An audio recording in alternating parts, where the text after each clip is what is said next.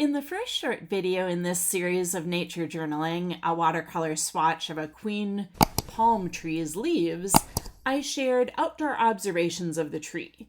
In the second video, I began watercoloring a loose interpretation of the colors and movement of the leaves against the blue sky. You are now watching the third short video in which I'm finishing the watercolor swatch in this nature journal challenge.